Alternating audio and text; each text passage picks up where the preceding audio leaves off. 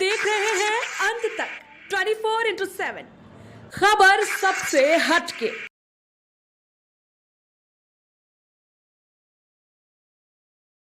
श्रीवास्तव और आप देख रहे हैं अंत तक 24/7। ग्रेटर नोएडा कथा पंडाल में छलका लोगों का दर्द। वहीं बागेश्वर धाम से आई संत मंजूषा ने बताया सच। लोगों ने कहा बाबा बागेश्वर के नाम पर आयोजकों द्वारा हुई ठगी। कमेटी का सच आया सामने। कथा पंडाल से दूर होगा भंडारा, पब्लिक खाएगी आपकी दुकान से। वेंडर लगे रोने, मरने को है उतारू। कहा बाबा ही करेंगे समस्या का समाधान। भयंकर सच, कैसे हो इनके दुख दर्द दूर। अब एक ही आस, बाबा बागेश्वर से मिलकर बताएंगे सच। देखें खास रिपोर्ट।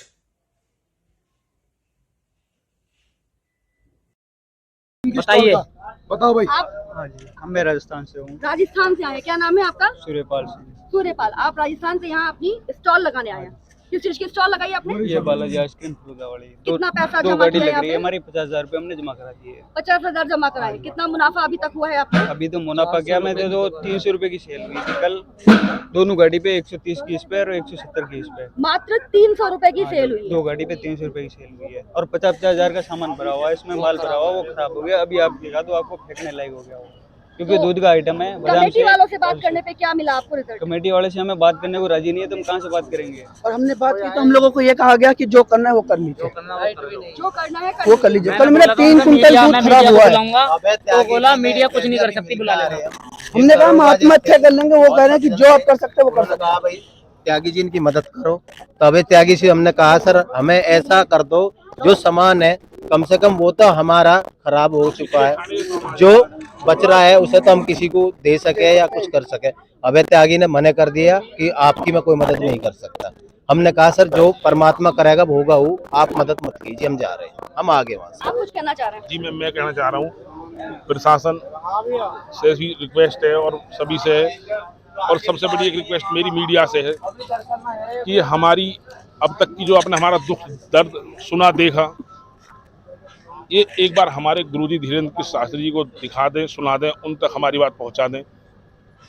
पूरी दुनिया में कोई भी हमें न्याय ना दे, हमें दिक्कत नहीं है, मगर हमारे गुरुजी ऐसे हैं जिनके भरोसे पे हम यहाँ आए हैं, काम शुरू करा, जिनसे जुड़े हुए हैं, कि वो किसी के साथ ना ही तो उन्होंने किसी के साथ अन्याय सहन करा है और ना ही वो हमारे साथ अन्याय होने देंगे। हमें उनसे उम्मीद है और वही हमें न्याय दिला सकते हैं और वही हमें न्याय दिलाएंगे।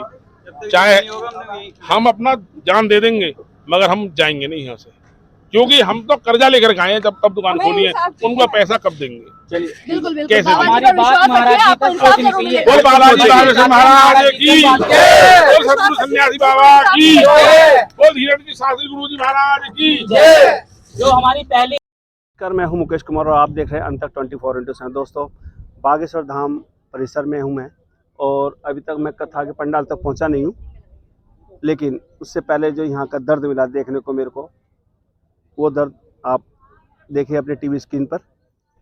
और इसी दर्द के बीच में मुझे सुभाष जी मिले, जो ग्रेटर नोएडा प्राधिकरण की ओर से हैं, और यहाँ सफाई व्यवस्था सारा जिम्मेदार इनके पास है लगभग, जो हमारा ये डस्ट फेंकने का।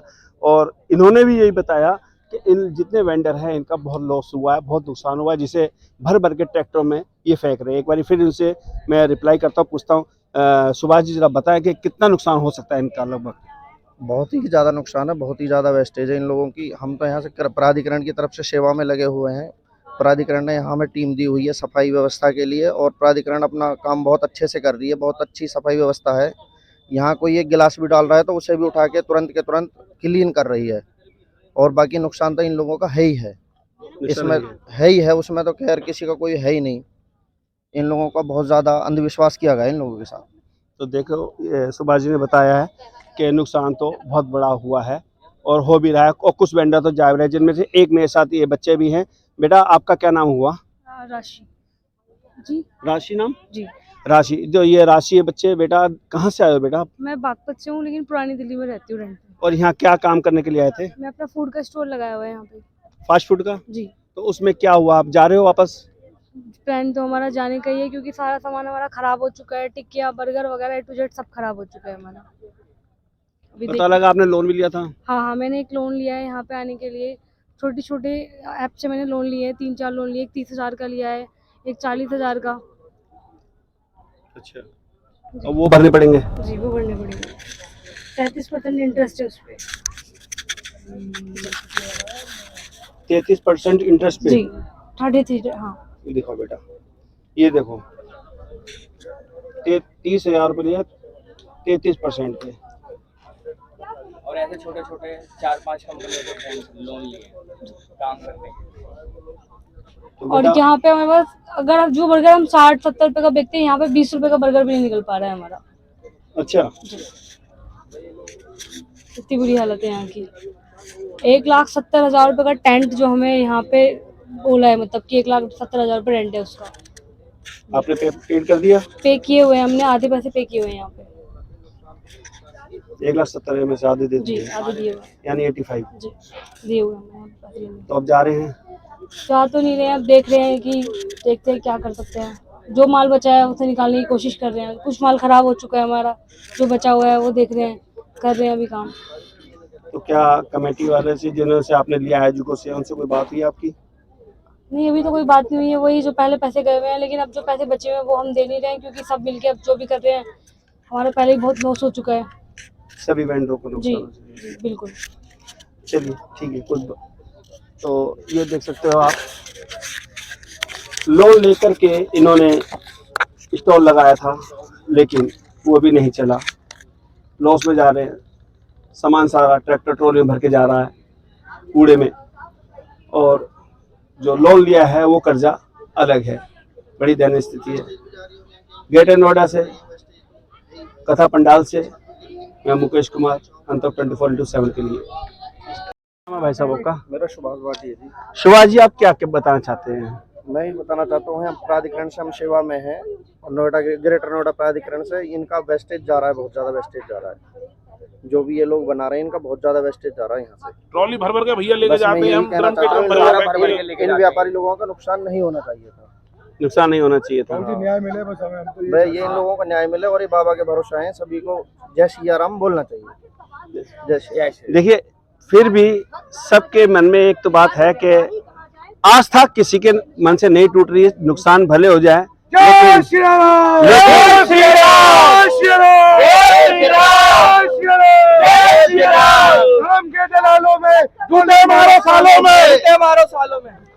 तो ये धर्म के नाम पर ऐसे जो बीच वाले मीडिएटर होते हैं उनको दूर रखे। मैं प्रत्येक कमेटी से ही कहूँगा, देश की प्रत्येक कमेटी से, हर संस्था से, यदि उनके बीच में भी कोई ऐसे लोग हैं जो केवल पैसों के लिए चाह लगाए बैठे हैं और उम्मीद कर रहे हैं कि लोगों से पैसा वसूले, लूटे, तो फेंकने वाली है, देख लो जी, ये देखो जी, ये देखो राजमा, ये सब फेंकने वाला है। ये सब 2 दुकानों से पूरी गाड़ी भर चुकी है। हाँ, और अभी तो देख लो 2-3 दुकानें और रहती हैं।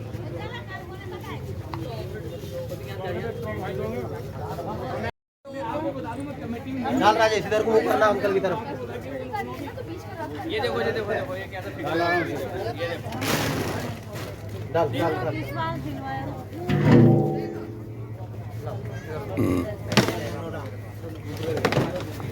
नहीं मैं याद दिला रहा हूँ, कोई बात नहीं, तो होगा तो लटका रखा है। प्याज व्याज सब डाल दो, जो भी खराब है सब डाल दो।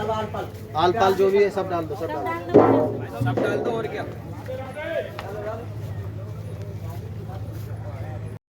ये है प्याज सड़ गई है, सब सड़ गया। आप देखो अंदर, देखो पूरा कितना भरा पड़ा है, देखो आप। हमारी पत्थर से मारे, इससे अच्छा तो अपनी तरफ से भंडारा कर देते ना। आप देख सकते हैं कि किस तरह से यहाँ पर व्यापारी बेचारे नुकसान उठा रहे हैं, और कितना उनको यह आश्वासन दिया गया था कि यहाँ पर अगर वो अपना स्टॉल लगाते हैं तो उनकी काफी बिक्री होगी और लोग यहाँ पर काफी आएंगे और उनका कहीं ना कहीं माल बिकेगा। लेकिन हुआ इसका उल्टा। आप खुद तस्वीरों में देख सकते हैं कि किस तरह से, ये देखिए, ये सारा माल इन लोगों ने दिन रात मेहनत करके बनाया है, लाखों रुपए लगाए हैं, उसके बावजूद इनको जो है इनका सारा माल सड़ रहा है। और आपको हम दिखाते हैं कि किस तरह से ये माल सड़ रहा है और फेंकने तक की नौबत आ गई है और सारे व्यापारी परेशान है कि अचार बनाया था हमने, 1 दिन का स्टॉक था हमारा। आप देख सकते हैं कि किस तरह से यहाँ माल बर्बाद हुआ है। 250 रुपए किलो है ये प्याज, इस समय हमारे दिल से पूछो। देखिए सर, देखिए आप, देखिए बाबा के नाम पे पूरा इतनी ड्रम ठगी हुई है। दूध का कट गया पूरा, दूध सारा खराब, सारा खराब हो चुका है, ये दूध सारा सब खराब हो गया। बताइए क्या करें हम, किसको क्या खिला दें, किसको क्या मैम हम जो वहीं से जी जी जी जी बताइए। तो भैया देखिए, आपने देखे भी होंगे, सुने भी होंगे कि गुरुजी हमारे अमीरों के नहीं है, वीआईपी के नहीं है, गरीब की है। और गुरुजी का कहना है कि अगर आप कथा करवा रहे हो तो देखिए, दुकानदार के भरोसे तो कथा नहीं करवा रहे। 2-2 लाख रुपया कहाँ तक जायज है लेना? बेचारा क्या बेचेंगे? जो इतना तक उनको एडजस्ट कर सकते, क्या बेचेंगे जो 5 लाख? क्या बोले, हमने यहाँ पे 30 करोड़ रुपया लगा रखे, कहाँ से आएगा? तो क्या आप कथा दुकानदार के भरोसे करवा रहे हो? जब गुरुजी खुद बोलते हैं कि अगर तुम करोड़ों रुपए लगा सकते हो, क्या 2-4 लाख रुपए नहीं लगा सकते हो? अगर नहीं लगा सकते हो ना, तो दुकानदार से 1 रुपया ना लेना, चाहे रोड पे बेच ले। गरीब कहाँ जाएगा? आप जिनके पास 2 लाख रुपया दुकान का तो दे दे, जिनके पास 2000 का माल भी नहीं हो, कहाँ से लाएंगे? घर में रह रही है। आप बताइए हम क्या करें? एक तरफ महंगाई की मार और दूसरी तरफ ठगी की चोट, यही कह सकते हैं हम, क्योंकि हम यहाँ आए थे ग्रेटर नोएडा में बाबा बागेश्वर जी के दर्शन करने और ये देखने कि उनके दर्शन के लिए यहाँ कितने भक्तों की भीड़ उमड़ी है। लेकिन यहाँ का नज़ारा देखने के बाद कुछ और ही निकल कर सामने आ रहा है। आपको दिखाते हुए भी हमें बड़ा दुख हो रहा है ये चीज़ कि मेरे पीछे आप देख सकते हैं कि व्यापारी खड़े हैं। यहाँ पर धाम में पंडाल की व्यवस्था बहुत अच्छी की गई है, सारी व्यवस्थाएं बहुत अच्छी की गई हैं, साथ ही साथ स्टॉल भी बहुत अच्छी लगाई गई हैं। लेकिन ये स्टॉल की कीमत इन व्यापारियों ने लाख रुपए चुकाई है और लाख रुपए चुकाते समय यहाँ पर ये इनको विश्वास दिलाया गया था कि अगर ये जो लाख रुपए लगा रहे हैं ये दुगने तिगुने होकर इनको वापस मिलेंगे। लेकिन हुआ इसका कुछ उल्टा। अभी आप देख सकते हैं कि किस तरह से यहाँ पर इन व्यापारियों ने दिन रात मेहनत करके सामान बनाया है और ये सामान आज फेंकने के कगार पे हो गया, सारा सामान बर्बाद हो गया है। यहाँ पर कोई भी व्यक्ति 1 रुपए का सामान खरीदने इन व्यापारियों के पास नहीं आया। इन व्यापारियों का ये कहना है हमसे, जब हमने इनसे बातचीत की तो इनका ये कहना है कि यहाँ पर हमारे साथ ठगी हुई है, हमें जो विश्वास दिलाया गया था वैसा कुछ भी नहीं हुआ। आप देख सकते हैं कि रसीद भी दी गई थी। 10 बाई 10 की दुकान 1 लाख 10 बाई 10 की दुकान 1,70,000 की दी गई है, 1,70,000 की दी गई है और रसीद भी काटी है। लेकिन वो 1,70,000 रुपए क्या मुनाफा तो छोड़ दीजिए, लेकिन वो 1,70,000 रुपए भी शायद वापस आना अब नामुमकिन सा लगने लगा है इनको। लेकिन इनसे जब हमने बातचीत की, इनका सिर्फ एक ही कहना है, 10 बाई 10 की 5,000 ट्रांसफर इनका कर दिए, 50,000 कैश दिए। ये रे देखिए सर, देखिए सर, देखिए कमेटी का हुआ 10 बाई 10 की दुकान दी है। दुकान तो दुकान, हम तो जीवित भी नहीं रह पा रहे हैं। 10 बाई 10 की दुकान के लिए 1,70,000 रुपए तो कमेटी ने ले लिए, लेकिन अब इन व्यापारियों को 1,70,000 तो बहुत बड़ी बात है, 170 रुपए निकालना भी बहुत मुश्किल पड़ रहा है। इनसे जब हमने बातचीत की तो इनका दुख झलक आया। इन्होंने कहा कि हमें किसी ना किसी तरह धीरेन्द्र शास्त्री जी से मिलवा दीजिए ताकि हम अपनी समस्याएं उनको कह सकें। इतना नुकसान, इतनी तकलीफ, इतनी समस्याएं उठाने के बाद भी ये व्यापारी आज भी धीरेन्द्र शास्त्री जी पर अपना अटूट विश्वास बनाए हैं। मेरा सिर्फ इतना कहना है कि इनकी जो समस्या है, जो इनका निवेदन है, वो कहीं ना कहीं पूरा किया जाए। इनकी समस्याओं का समाधान कमेटी को करना चाहिए। हम ये कभी भी नहीं चाहेंगे कि हमारे गुरुजी पे 1% भी अड़चन लगे, लेकिन उनके नाम पे ये जो ग्रेटर नोएडा में ठगी की गई है, उन लोगों को छोड़ो मत। और गुरुजी इनको छोड़ेंगे नहीं। अगर उनको हमारा दर्द पता चल गया तो वो इनको नहीं छोड़ेंगे। व्यापारियों ने जो निवेदन किया है उस पर एक बार जरूर गौर फरमाना चाहिए कमेटी को और इनकी समस्या का समाधान करना चाहिए, ताकि जो विश्वास इन व्यापारियों ने बाबा जी पर बना रखा है, ऐसा ना हो कि एक छोटी सी गलती उस विश्वास को डगमगा दे। मैं भी इनके साथ खड़े होकर यही कहना चाहूंगी कि बाबा जी तक इनकी समस्याएं पहुंचाई जाए और उसका समाधान किया जाए। बाकी आपको और भी जानकारी हम देते रहेंगे, तब तक बने रहिए हमारे साथ और देखते रहिए अंत तक 24x7।